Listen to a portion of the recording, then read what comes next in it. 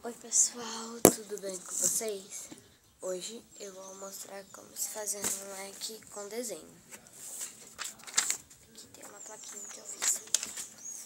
Aqui vocês vão...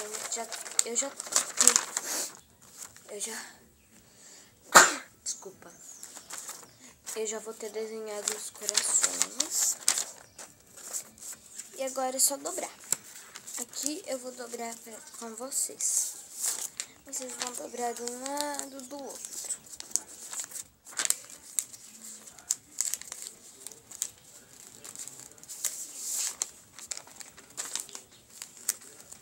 Pra ficar bem legal.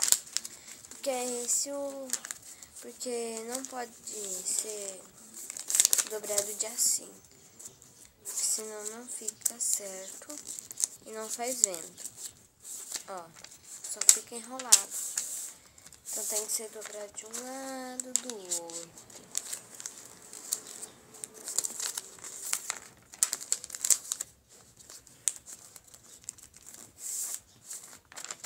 Porque daí vai... Ah, gente, e faz de verdade vento. No outro vídeo do leque, o vídeo vai estar aqui embaixo, se eu conseguir pôr, né? Daí o vídeo vai estar aqui embaixo, o nome do vídeo. Daí vocês procuram e vocês entram lá pra ver como se faz um leque.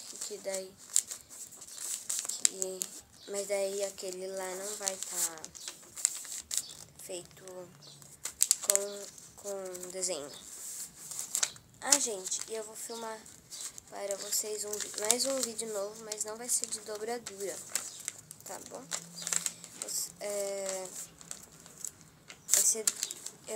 Eu não posso contar porque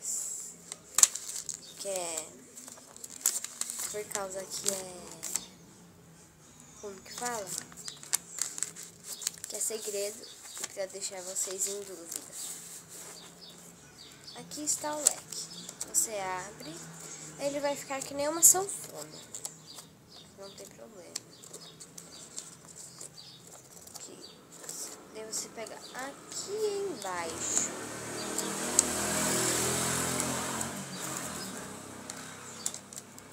E gira.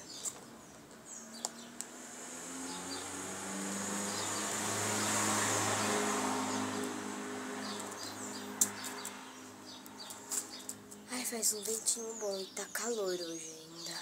Ainda bem que eu fiz este leque. Bom, pessoal, espero que vocês tenham gostado. Inscrevam-se no canal, dê like aqui embaixo e comentem. E mostrem seu leque ali embaixo nos comentários como ficou. Até mais, tchau! Ai, tá muito calor.